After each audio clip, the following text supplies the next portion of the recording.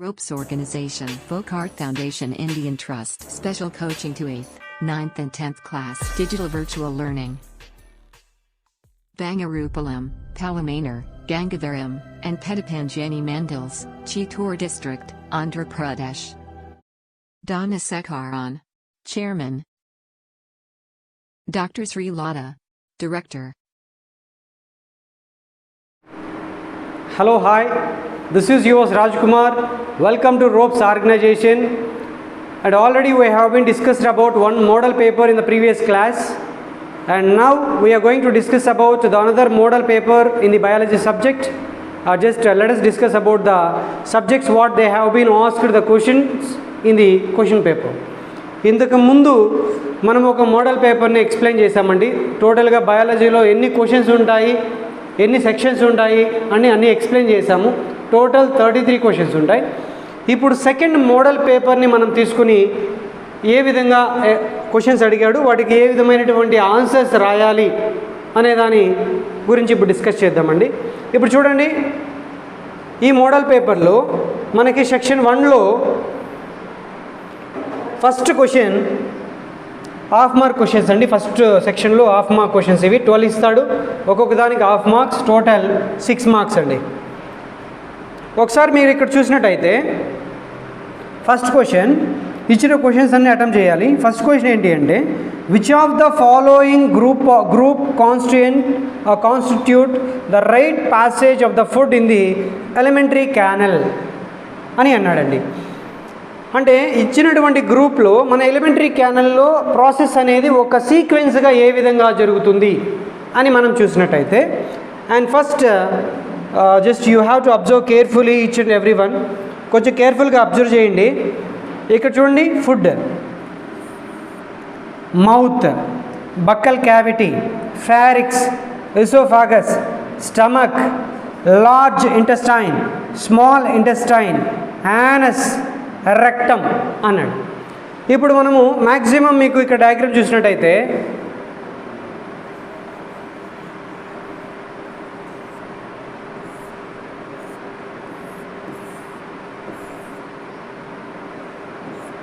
And ఇలా ఉంటుందండి.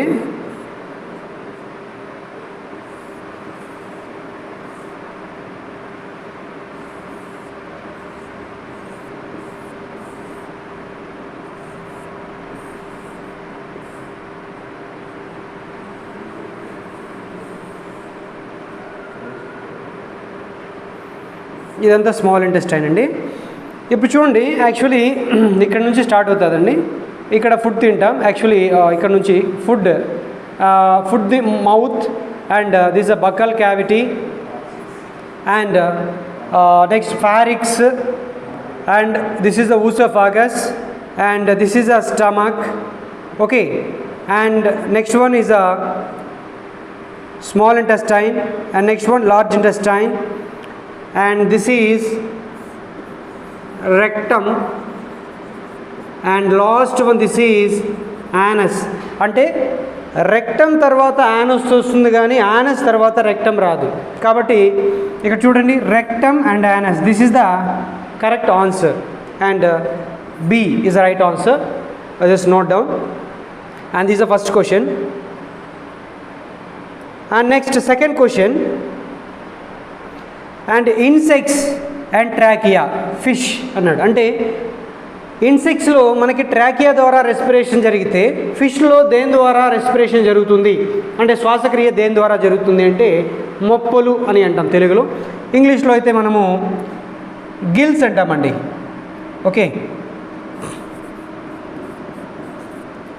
Gills is the right answer, and that is the second one answer అండి. తెలుగులో మొప్పలు అంటాం.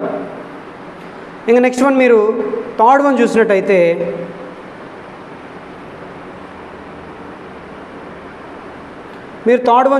ఇక్కడ చూడండి, which of the following statement are true అన్నాడు.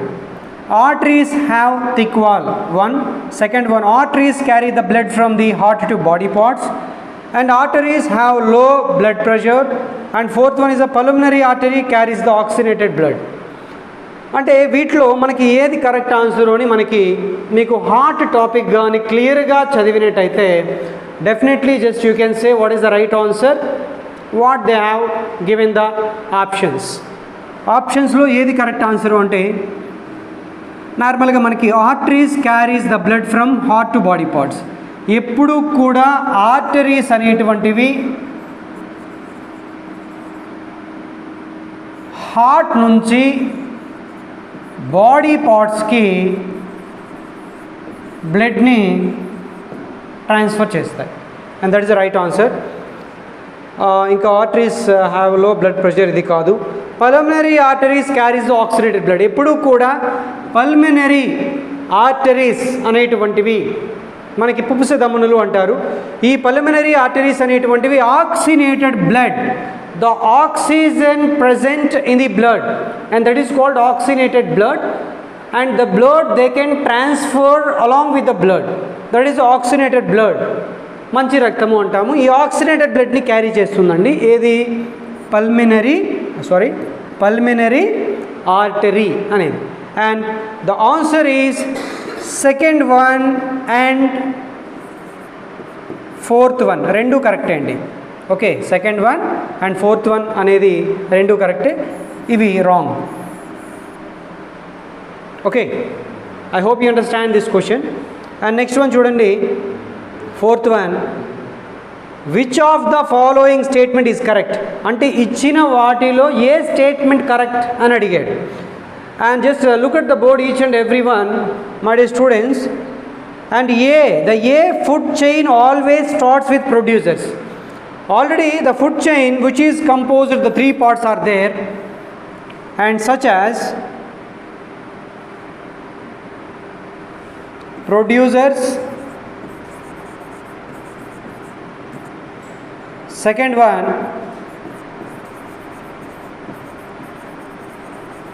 consumers, and third one decomposers. ఇప్పుడు చూడండి, ఎప్పుడు దీని ఫుడ్ చైన్ అంటాం. ఈ ఫుడ్ చైన్ ఎప్పుడు కూడా దేంతో స్టార్ట్ అవుతుంది, ప్రొడ్యూసర్తో స్టార్ట్ అవుతుంది. The food chain is always start with producers, end అయ్యేది దేంతో, డికంపోజర్స్తో. ఇది రాంగ్, ఏ అనేది right answer. Next fifth one చూడండి, ఇది 8th యూనిట్ నుంచి అడిగాడండి. హోమోలోగస్ ఆర్గాన్స్ అనేటువంటివి ఉంటే దాన్ని డైవర్జెంట్ ఎవల్యూషన్ అంటాము. ఇక్కడ అనలాగస్ ఆర్గాన్స్ ఉంటే దాన్ని ఏ ఎవల్యూషన్ అంటామంటే కన్వర్జెంట్ ఎవల్యూషన్ అని అంటామండి. దాన్ని ఏమంటామండి, కన్వర్జెంట్ ఎవల్యూషన్ అని అంటాం. Okay, I hope you understand all of you these 5 questions. Okay, and next 6th question నుంచి చూద్దామండి.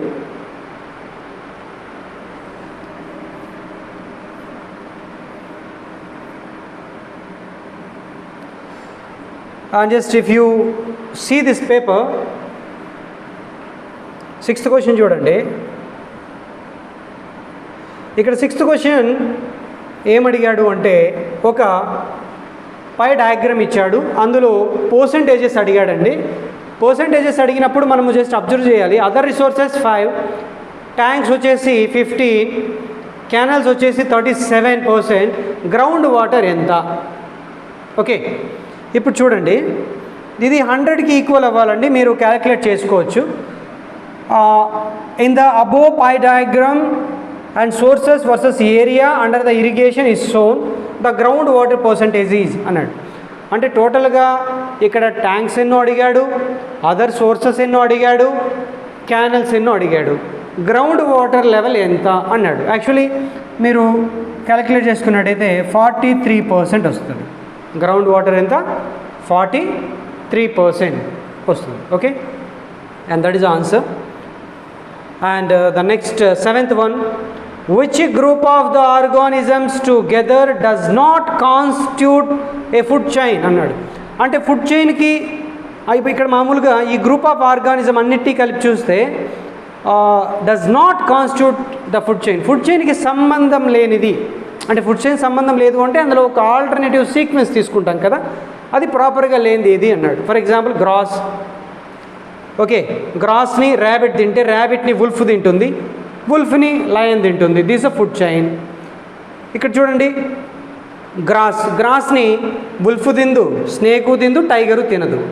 కాబట్టి this total food chain does not constitute the food chain. ఇది మనకి ఆన్సర్ అండి. ఓకే, ఇది ఫుడ్ చైన్కి అసలు కరెక్ట్ కాదు. ఎందుకు అంటే గ్రాస్ని తినేది ఏదైనా మ్యాక్సిమం మనకి హెర్బివోరస్ అవుతుంది. ఇక్కడ చూడండి, గ్రాస్ని ర్యాబిట్ తింటే ర్యాబిట్ని వుల్ఫ్ తింటుంది, వుల్ఫ్ని లయన్ తింటుంది. కానీ ఇక్కడ గ్రాస్ని తినేటువంటి హెర్బివోర్స్ ఏదీ లేదు, అన్ని కార్నివోర్స్ ఉన్నాయి. కాబట్టి this food chain does not constitute.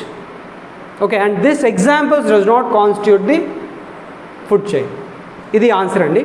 Next 8th question చూడండి ఒకసారి. Observe the classification chart and answer the blank B అన్నాడు.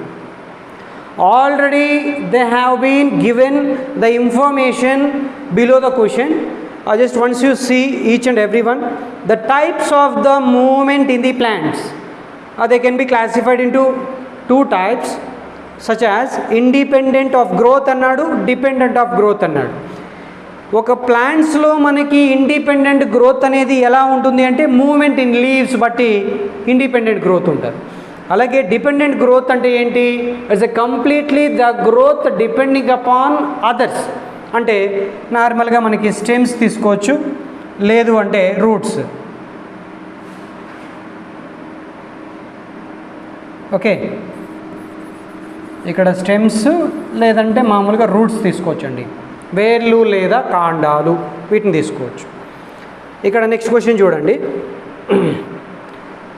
The stem cutting is an artificial methods of vegetative propagation. Give another examples అన్నాడు. ఇప్పుడు stem cutting అనేది artificial vegetative ప్రాపగేషనే. దీనికి other examples ఏవి అంటే మనకి 3 ఉన్నాయి యాక్చువల్లీ. అవి ఏవి? Cutting, okay, second one grafting, third one layering. First one cutting, second one grafting, third one layering. What is the another example of the artificial propagation? Grafting or layering. ఈ రెండు కూడా examples రాసుకోవచ్చండి. Okay okay, అంటు కట్టడము మరియు అంటు తొక్కడము అంటాం తెలుగులో. Okay, దీన్ని మీరు answers note చేసుకోండి. And next question,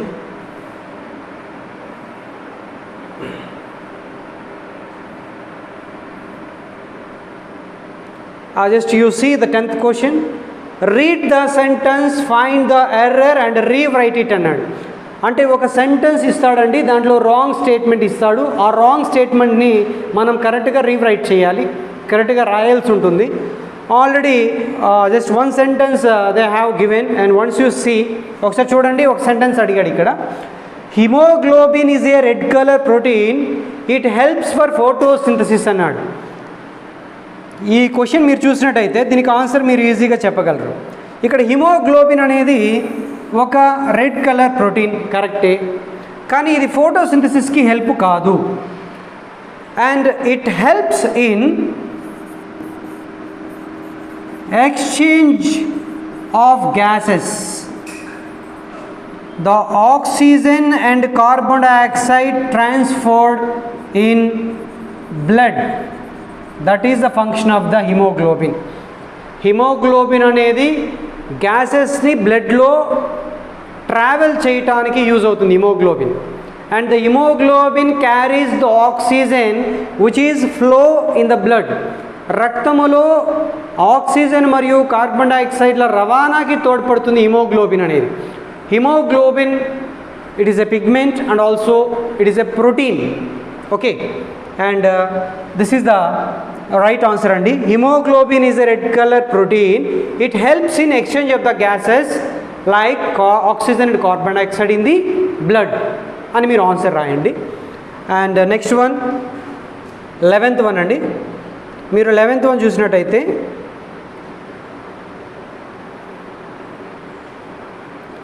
చూడండి.